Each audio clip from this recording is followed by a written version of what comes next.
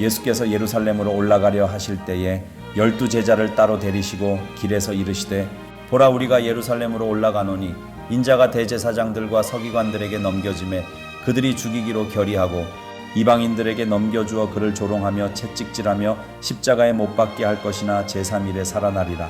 그때에 세베대의 아들의 어머니가 그 아들들을 데리고 예수께 와서 절하며 무엇을 구하니 예수께서 이르시되 무엇을 원하느냐 이르되 나의 이 두 아들을 주의 나라에서 하나는 주의 우편에 하나는 주의 좌편에 앉게 명하소서. 예수께서 대답하여 이르시되 너희는 너희가 구하는 것을 알지 못하는도다. 내가 마시려는 잔을 너희가 마실 수 있느냐? 그들이 말하되 할 수 있나이다. 이르시되 너희가 과연 내 잔을 마시려니와 내 좌우편에 앉는 것은 내가 주는 것이 아니라 내 아버지께서 누구를 위하여 예비하셨든지 그들이 얻을 것이니라.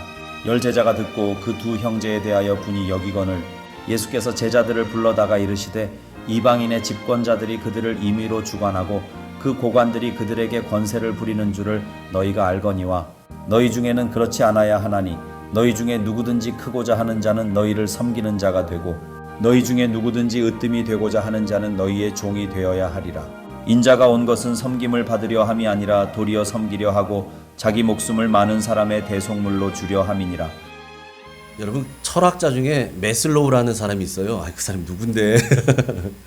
유명한 사람이래요. 이 사람이 인간의 욕구에 5개 단계가 있다 뭐 이런 얘기를 했는데 이론을 가지고 있는데 그 이론에 따르면 사람이요 여러 가지 욕구들이 있거든요. 안전에 대한 욕구 뭐 여러 가지 욕구들이 있는데 그 욕구 중에 가장 위가 뭐냐면 자아 실현의 욕구라는 거래요. 무슨 말이냐? 사람이 이 본성, 본능 것 같은 것들이 해결되잖아요. 여러분 배고프면 먹어야 되잖아요. 그죠? 졸리면 자야 되잖아요. 이 본능, 본성 같은 것들 이게 다 해결되고 나면 마지막에는 뭘 원하느냐? 내 자아를 실현하기를 원해서 그걸 추구하면서 산다는 거예요. 그래서 때로는 그것이 어떻게 나타나냐? 권력을 추구하는 것으로 나타나기도 한다라고 얘기해요. 이런 거죠. 누가 봐도 사회적으로 인정받는 위치에까지 올라간 사람이 어느 날 갑자기 자기가 막 권력을 잡아보겠다고 욕망에 붙잡혀 사는 모습. 여러분 우리 주변에서 그런 것들 간간히 보고 있잖아요. 그런 거예요. 남들 보기엔 야, 저 정도면 된 거 아니야? 그런데 아니에요. 더 큰 욕심, 더 큰 욕망을 꿈꾸는데 그 욕망의 이 최정점에 뭐가 있냐? 권력욕이라는 게 있대요. 권력을 잡으려는 거예요. 여러분 그런데 그런 모습이요. 세상에서만 있는 게 아니라 교회에서도 그런 비슷한 모습을 볼 수 있다는 거예요. 왜 그런 모습이 나올까요? 교회에서 받게 되는 직분을 마치 계급인 양, 권력인 양 그렇게 착각하기 때문에 그래요. 그런 문제가 생겨요. 여러분 직분은 계급이 아니에요. 직분은 권력이 아닙니다. 그런데 이걸 착각하면 갑자기 어깨에 힘 들어가기 시작해요. 내가 직분 받으면. 심지어는 말이에요. 여러분 예수님을 따라다녔던 예수님과 함께 동행했던 제자들이요. 예수님의 제자들. 그 제자들에게도 그런 문제가 있었다는 거예요. 오늘 우리가 읽었던 본문이 그런 것들을 보여주고 있거든요. 자, 우리 그런 맥락에서 오늘 본문의 말씀으로 들어가 보도록 하겠습니다. 먼저 오늘 본문 마태복음 20장 17절부터 19절까지의 말씀을 읽겠습니다. 시작. 예수께서 예루살렘으로 올라가려 하실 때에 12 제자를 따로 데리시고 길에서 이르시되 보라 우리가 예루살렘으로 올라가노니 인자가 대제사장들과 서기관들에게 넘겨짐에 그들이 죽이기로 결의하고 이방인들에게 넘겨주어 그를 조롱하며 채찍질하며 십자가에 못 박게 할 것이나 제3일에 살아나리라. 아멘. 우리 예수님께서 이제 공생의 종착역이 거의 다다르는 시간이 됐어요. 그래서 마지막 종착지인 예루살렘으로 올라가시는 길에 예수님을 따라오던 많은 무리가 있었거든요. 그 무리들을 다 멀리 하시고 예수님의 12 제자들, 이 제자들만 따로 부르셔요. 그래서 그들에게 길에서 말씀하셨다는 거예요. 무슨 말씀하셨는가? 예수님께서 이제 올라가셔서 받게 될 십자가 고난, 죽음, 그리고 부활에 관한 이야기예요. 그 내용이 이제 18절부터 기록되어 있는 내용이에요. 예수님께서 이제 예루살렘에 올라가시면 대제사장들과 서기관들에게 이제 예수님이 잡히셔서 이방인들에게 넘겨질 것이다 라고 얘기하셔요. 그렇게 돼서 이방인들이 그럼 뭐 하는 거냐? 예수님을 핍박하고 십자가에 달려 죽게 할 것이다, 이런 얘기를 해요. 그런데 여러분, 예수님이 십자가에 달려 돌아가시는 걸로 끝나는 게 아니라는 걸 예수님이 다시 한번 얘기합니다. 그런데 예수님은 3일 만에 다시 살아날 것이다 라는 말씀하셨다는 거예요. 여러분, 우리 예수님 저 사명 때문에 이 땅에 오신 분이에요. 하늘 보좌 버리시고 하나님 보좌 우편에 앉아 계시던 그분이, 하나님의 아들이신 그분이 이 땅에 오신 이유가 저것 때문이에요. 인류의 모든 죄, 아니 저와 여러분의 죄, 우리의 죄, 나의 죄를 위해서 죽어주시려고 오신 거예요. 우리 예수님 2000년 전에 이 땅에 오신 이유가 다른 거 아니에요. 죽어주시려고 오셨어요. 우리를 위해. 모든 인류를 구원하시려고, 당신이 제물 되시려고, 그래서 이 땅에 오셨다는 거예요. 그래서 여러분, 예수님의 모든 생애는 어디를 향해서 달리고 있느냐? 십자가를 향해서 달려가고 있어요. 예수님의 모든 생애 포커스는. 그래서 여러분, 예수님께서 저 십자가 고난과 죽음과 부활에 관한 말씀을 여기서 처음 얘기하신 게 사실은 아니에요. 이미 앞에서도 2번이나 얘기하셨었어요. 우리 앞에서 마태복음 16장에서 봤지만 가이사랴 빌립보 지역으로 지나실 때 예수님께서 제자들에게 사람들이 나를 누구라고 하느냐, 뭐 엘리야다 선지자다 막 얘기했더니 그럼 너희는 나를 누구라고 하느냐.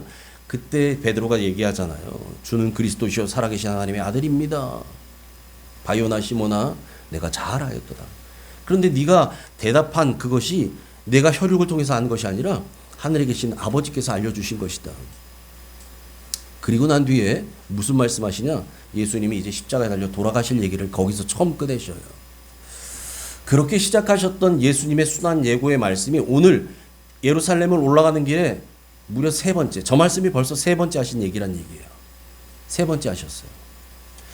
여러분, 그런데도 말이에요. 그런데도 제자들이 예수님이 3번씩이나 이렇게 거듭 말씀하셨는데도 불구하고 그 예수님의 말씀을 온전히 깨닫지 못해요.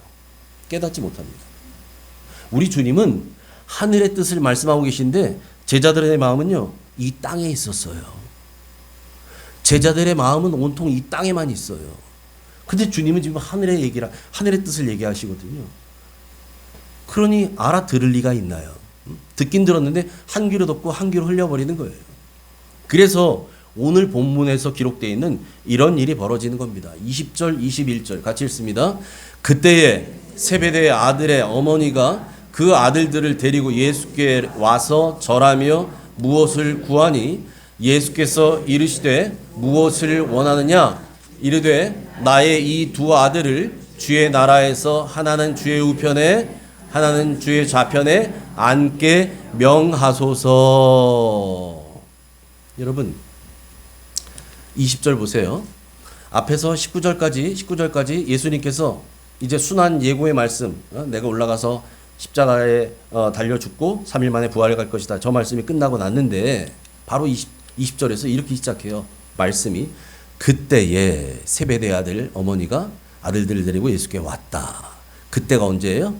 예수님이 십자가 고난, 죽음, 부활을 말씀하신 직후에.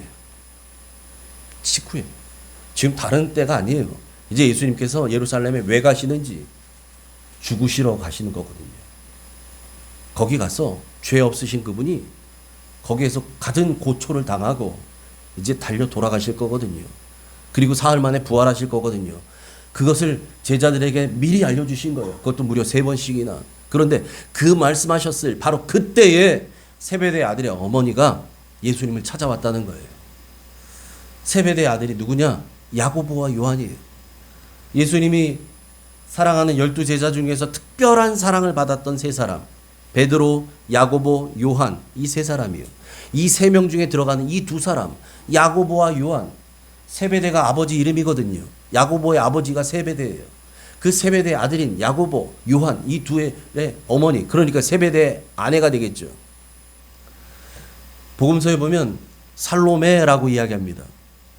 예수님의 십자가 밑에까지 갔던 살로메, 부활하신 예수님의 그 시신에 이 향을 바르러 갔던 그 새벽 갔던 살로메, 그 여인, 여하튼 그 여인이 세베대의 아들의 어머니가 지금 예수님을 찾아온 거예요. 그런데 주님은 아셨어요. 뭘 아셨는가? 이 여인이, 이 어머니가 나를 왜 찾아왔는가? 반드시 용건이 있어서 왔지라는 것을 아셨어요. 그래서 예수님이 단도직입적으로 물어보셔요. 뭐라고 물어봅니까? 무엇을 원하느냐? 왜 왔느냐? 뭘 원해서 왔느냐? 라고 물어보셔요. 그 여인에게, 어머니에게. 그랬더니 이 어머니가 얘기하죠. 다른 게 아니에요. 주님이 특별히 사랑하는 제 두 아들, 야고보, 요한, 이 아들을 주님 나라에서 하나는 주의 우편에, 하나는 주의 좌편에 앉게 해 주십시오. 나중에 주님의 나라가 도래하면 주님의 좌우편에, 예전에는 그런 표현 했었어요. 영의정, 좌의정, 우의정, 좌의정. 정승자리 하나 주십시오. 이런 얘기예요. 아들들의 입신 양명을 위해서 자리 청탁하러 온 거예요. 이 어머니가 자리, 높은 자리 달라고. 그런데 여러분, 지금 저 얘기요. 우리 아들 하나는 주님 우편에, 하나는 좌편에 앉게 해주세요. 여러분, 이건 제일 높은 자리예요. 제일 상석이에요. 주님의 나라인데, 주님이 왕이신데, 이 왕이신 주님 좌우편에 앉아요. 이거보다 더 높은 자리가 어디 있어요, 세상에. 제일 높은 자리에 앉게 해달라는 거잖아요. 그런데 지금 저 얘기는 그 세베대 아내 야고보와 요한의 어머니만의 생각이 아니에요. 지금 저 생각은요, 야고보와 요한의 생각이기도 했어요. 그 아들들의 마음이기도 했다는 얘기예요, 저게. 그래서 보세요. 지금 저 얘기를 누가 한 거예요? 어머니가 예수님께 한 거예요, 어머니가. 그죠? 어머니가 예수님께 청탁을 했는데 예수님은 그 얘기 듣고서 누구에게 말씀하시는가? 그 어머니에게 얘기하잖아요. 야고보와 요한 그 두 제자에게 말씀하십니다. 20절, 22절, 23절 같이 있습니다. 시작. 예수께서 대답하여 이르시되 너희는 너희가 구하는 것을 알지 못하는도다. 내가 마시려는 잔을 너희가 마실 수 있느냐? 그들이 말하되 할 수 있나이다. 이르시되 너희가 과연 내 잔을 마시려니와 내 좌우편에 앉는 것은 내가 주는 것이 아니라 내 아버지께서 누구를 위하여 예배하셨든지 그들이 얻을 것이니라. 아멘. 예수님 지금 무슨 말씀하셔요? 주님 나라 도래하시면 우리 아들 하나는 우편에 왼편에 앉아주세요. 이렇게 하는 그 어머니 청탁 듣고서 그 본인들, 그 아들 둘에게 지금 얘기합니다. 너희는 지금 너희가 구하는 것을 알지 못한다. 너희가 지금 구하는 것이 어떤 의미인지 너희는 모르고 지금 하는 얘기라는 거예요. 예? 여러분, 그럴 수밖에 없지요. 예수님은 지금 계속 무슨 얘기를 하고 계셨냐? 하늘을 생각하고 계셨어요. 그 하늘의 이야기를 하신 거예요. 그러니까 예수님께서 하늘 보자 버리시고 이 땅에 오신 목적이 무엇인지, 이 땅에서 공생애를 왜 살아가셨는지, 거기에서 많은 병자들을 고치시고 천국 복음을 가르치시고 한국 복음을 전하시고 말씀을 가르치신 이유가 뭔지에 대한 것들 얘기하시거든요. 결국은 이 땅에 도래하게 될 하나님의 나라, 그 하나님의 나라의 완성을 위해 우리 주님 십자가에 달려 돌아가셔서 구속사의 역사를 완성하시겠다는 거거든요. 그런데 여러분, 이건 하늘의 뜻이에요. 하늘의 이야기예요. 하늘의 생각입니다. 그런데 예수님은 그 하늘의 생각을 하고 계시는데 제자들은요, 특별히 야고보와 요한은 오늘 본문에서 이 땅만 생각하고 있어요. 이 땅만. 그냥 지금 로마에 우리가 지배받고 있는데 로마 정부를 물리치고 예수님의 왕국이 이제 세워지면 그 옆에 우의정 좌의정 그 자리 차지하고 싶다, 이런 욕심이 있었다는 거예요. 그런 마음만 있었다는 거죠. 그런 그들에게 주님이 말씀하시잖아요. 물으시잖아요. 뭐라고 물어요? 내가 마시려는 잔을 너희가 마실 수 있느냐? 내가 마시려는 잔, 이제 내가 마실 잔이 있는데 이것을 너희가 마실 수 있겠느냐? 여러분, 주님이 마시려는 잔, 주님이 마셔야만 하는 잔이 있어요. 고난의 잔, 죽음의 잔입니다. 그래서 겟세마네에서 우리 주님 기도하실 때 마지막 겟세마네 동산에서 하시는 기도의 시작을 이렇게 하잖아요. 아버지, 만일 아버지의 뜻이어든 이 잔을 내게서 지나가게 해주십시오. 이 잔을. 근데 거기서 끝나지 않아요. 주님의 기도는. 그러나 나의 뜻대로 마시옵고 아버지의 뜻대로 되기를 원하나이다. 아버지의 뜻대로 되기를 원한다는 거예요. 주님이 마셔야 하는 잔, 이제 주님이 마실 잔은 고난의 잔이었어요. 여러분, 죽음의 잔이었어요. 그런데 제자들은요, 주님이 마실 잔이 영광의 잔으로 생각한 거예요. 영광의 잔. 그러니 그 잔 나도 마실 수 있지요. 당연히 마시지요. 아무 고민하지 않고 대답해요. 바로 즉답합니다. 그들이 말하되 할 수 있습니다. 할 수 있습니다. 마실 수 있죠. 영광의 잔인데 왜 못 마시겠어요. 그랬더니 그들을 향해서 주님이 말씀하셔요. 뭐라고 말씀하십니까? 너희가 과연 내 잔을 마시려니와. 무슨 말입니까? 제자들도요, 예수님이 마시는 그 잔을 다 마시게 될 거라는 얘기예요. 그래서 훗날 지금 대화를 나누고 있었던 바로 앞에 있었던 이 야고보, 그 야고보는 훗날 12제자 중에서 가장 먼저 순교의 잔을 마십니다. 그래서 제일 먼저 죽어요. 야고보가. 사도행전에 기록이 나오잖아요. 야고보가 제일 먼저 죽습니다. 그의 형제 요한은 어떻습니까? 사도 요한. 요한은 노년에 반모섭에 유배를 당해요. 로마 황제에게. 유배 보내버려요. 그래서 거기에 갖은 고초를 당합니다. 그런 고난의 잔을 사도 요한도 결국은 마시게 돼요. 그리고 예수님의 모든 제자들도 성경에 다 기록되어 있지는 않지만 들려오는 전승에 따르면 다 순교해서 죽잖아요. 베드로는 십자가에 거꾸로 매달려 죽고, 도마는 비참한 죽음을 맞고, 그런 얘기들이 들려오는 것들이 있잖아요. 여러분, 그렇게 해서 모든 제자들이 다시 순교의 잔을 마시고 죽습니다. 그래서 주님께서 저 얘기를 하시고 난 뒤에 뭐를 말씀하시냐면, 그런데 내 좌우편에 앉는 것은 그건 내가 주는 게 아니다 라고 하시면서 그 자리는 누가 결정하느냐? 아버지께서 예비하신 자들이 앉게 될 몫이라는 얘기를 주님이 말씀하십니다. 여러분, 저런 얘기를 지금 예수님하고 이제 세베대의 아내가 왔잖아요. 야고보와 요한의 어머니가 와 있고, 야고보 요한이 있잖아요. 이들과 지금 대화하고 있었어요. 이 대화를 예수님의 나머지 10제자들이 안 들었겠어요? 다 들었지. 다 들었죠. 지금 무슨 얘기 하시나 다 들리죠. 예수님께서 귀로 속닥속닥 하셨겠어요? 다 듣게 말씀하셨거든요. 이 얘기 들었던 제자들이 어떻게 했는가? 화가 났어요. 분하여. 화가 났어요. 화가 납니다. 왜 화가 났느냐? 그게 24절에 나오는데, 여러분, 왜 화가 났느냐? 다른 제자들도요, 주님의 나라가 도래하면 자기들도 사실은 말은 안 했지만 다 한 자리 차지하고 싶었거든요. 다 높은 자리 차지하고 싶었거든요. 말은 안 했지만 이 마음이 다 있었어요, 마음속에. 그런데 웬걸 야고보와 요한은 어머니를 대동해 갖고 와갖고 이놈들은 자기들이 먼저 주님한테 청탁하고 있네? 괘씸하잖아요.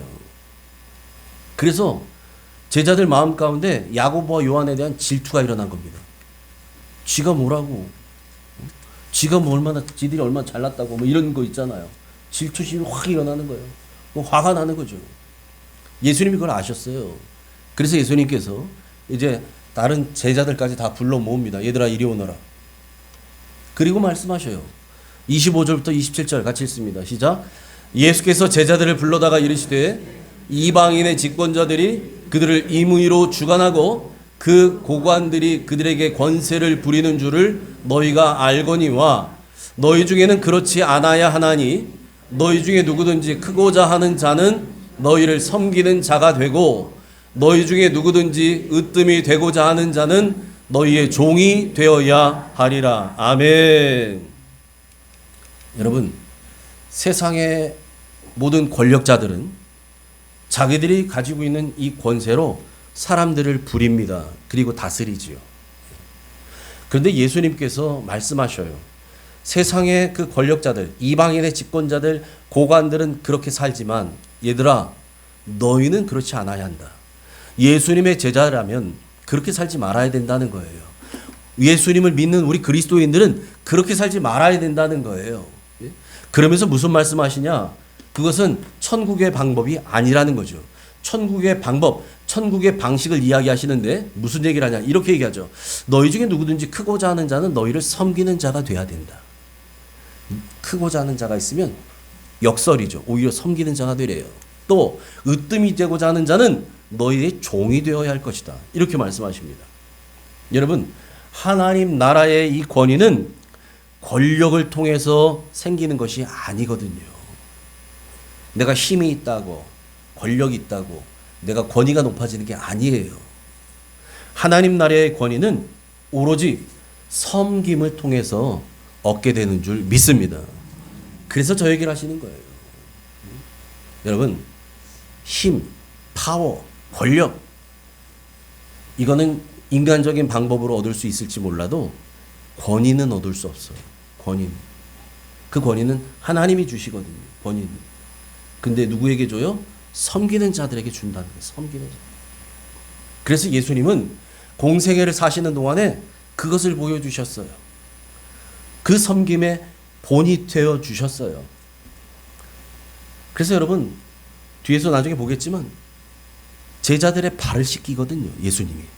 여러분, 다른 사람의 발을 씻겨준다는 것은 종이 하는 일입니다. 그런데 여러분, 종도요, 집에서 부리는 종들 중에서 가장 약한 종, 가장 이 말지인, 꼴찌인 종, 그 가장 낮은 종이 사람의 발을 씻는 일을 그걸 해요.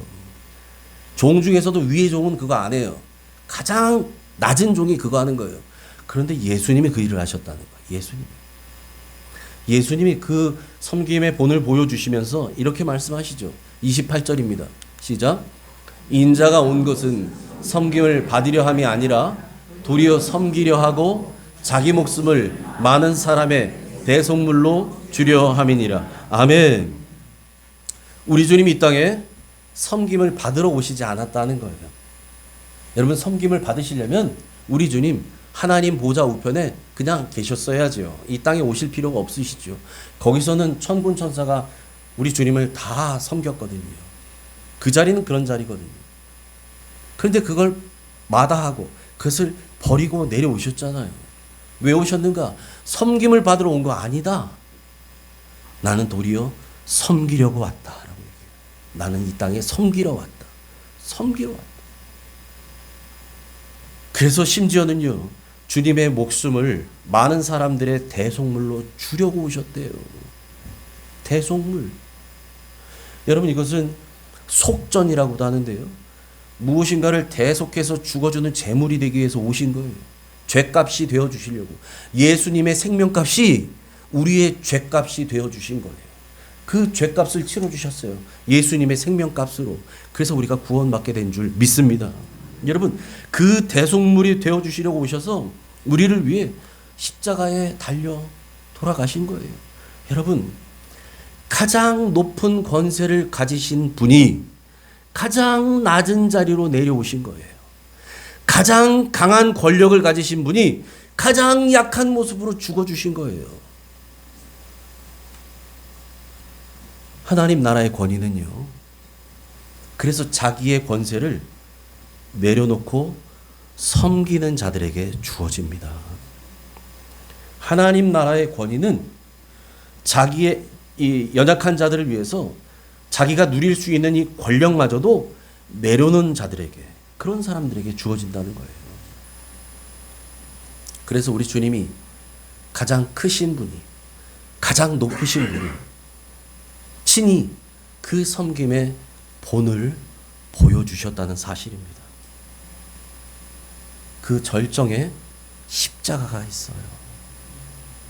우리 주님이 섬김의 본을 보여주신 그 십자가, 그 주님이 하셨던 모든 삶의 궤적들이 우리에게 어떻게 살아야 하는지, 천국은 어떤 자들의 것인지를 보여주고 있다는 거죠.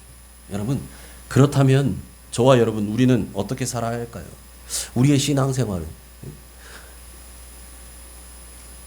우리의 교회 생활, 우리의 가정 생활, 우리의 직장 생활, 여러분 우리가 가 있는 공동체들, 여러분이 소속되어 있는 공동체들이 있잖아요. 가정이 있고 회사가 있고 직장 다니신 분들은, 일터, 또 교회, 이 공동체 안에서 우리는 어떻게 살아야 될까요? 우리 주님이 저렇게 살라고 하셨는데 우리는 어떻게 살아야 될까요?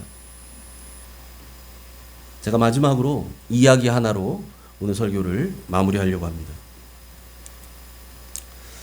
한때는 수도자들로 북적거리던 유명한 수도원이 있었습니다.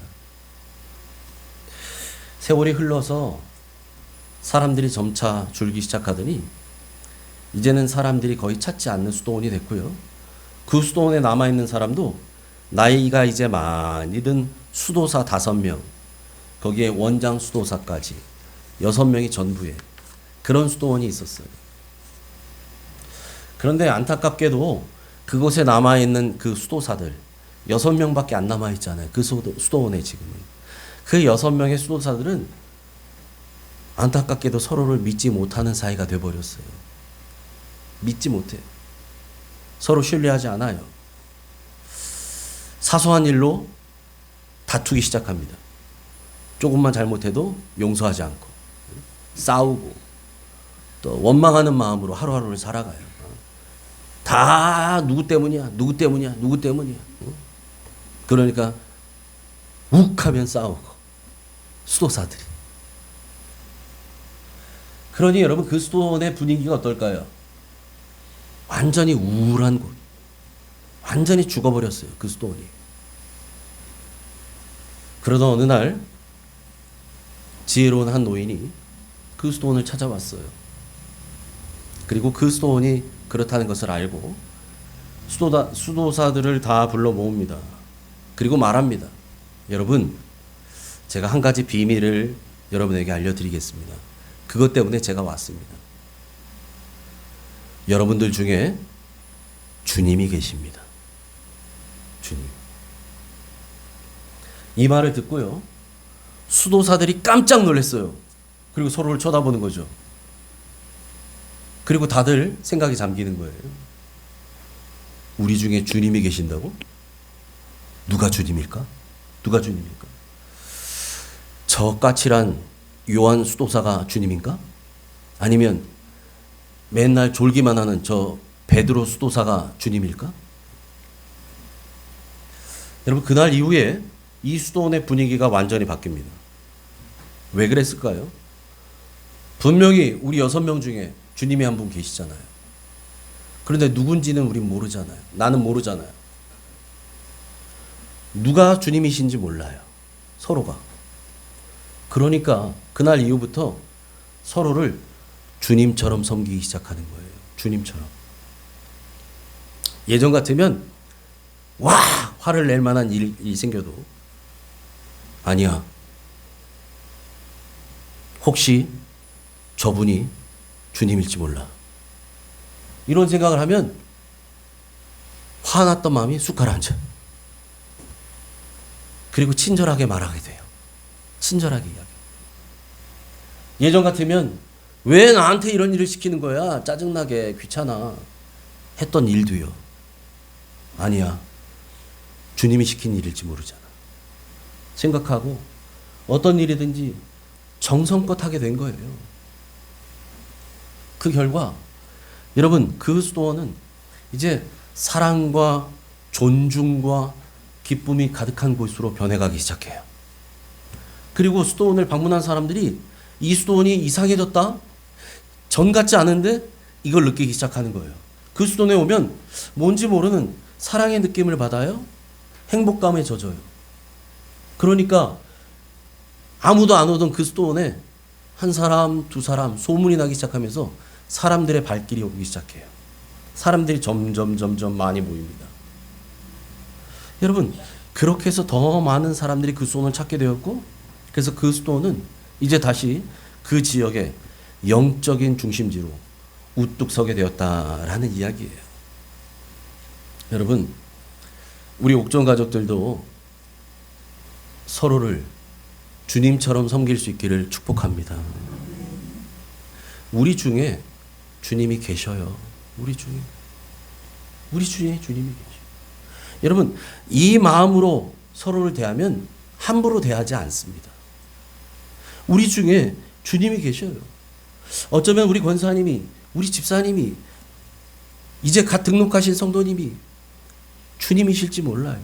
여러분, 그런 마음이 우리 안에 있다면 우리의 말이 달라져요. 함부로 말하지 않습니다. 상처 주지 않습니다.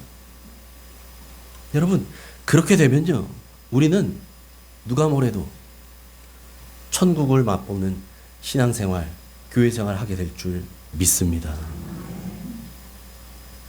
세상에 교회는 많지요. 세상에 교회는 많아요. 나가면 다 교회예요. 그렇게 많은 교회가 있는데 하나님께서 8년 전에 우리 교회를 왜 이곳에 세우게 하셨을까? 달라야 한다는 거예요. 달라야 한다는 거예요. 여러분, 우리가 정말 우리 안에 주님이 계신다는 마음으로 서로가 서로를 섬기게 되면요, 그걸 통해서 믿지 않는 사람들도 알게 될 겁니다. 그리고 우리가 섬기는 그 우리의 모습을 통해서 진짜 복음이 전해질 거예요. 진짜 주님이 전해지는 거예요. 그게 진짜 전도예요. 우리의 삶으로 복음을 살아내는 거예요. 그리고 주님이 계신다는 걸 알려주는 거예요. 여러분, 이게 가장 위대한 전도인 줄 믿습니다. 여러분, 우리는요, 우리가 서로를 섬기는 것은 우리 중에 누구도 내가 크고자 해서 또는 으뜸이 되고자 해서 하는 사람은 없을 겁니다. 제가 이 말씀을 준비하면서 말씀의 결론을 정리하면서 곰곰이 묵상해 봐도 우리 성도님 중에 내가 으뜸이 돼야지, 내가 큰 자가 돼야지, 이런 마음 가지신 분은 없는 것 같아요. 여러분, 우리는 크고자 해서 으뜸이 되려고 섬기는 사람들이 아닙니다. 우리는 왜 섬겨야 되는가? 우리 주님이 섬김의 본을 보여주셨기 때문이에요. 그래서 우리도 서로를 섬길 수 있기를 축복합니다. 우리는 주님을 닮아가는 사람들이잖아요. 주님을 따라가는 사람들이잖아요. 그 사람들이 진짜 그리스도인이잖아요. 그 사람들이 주님의 진짜 제자인 거잖아요. 여러분, 우리는 그런 사람들입니다. 그렇게 살아야 하는 사람들입니다. 그렇기 때문에 서로가 겸손히 서로를 섬길 수 있기를 축복합니다.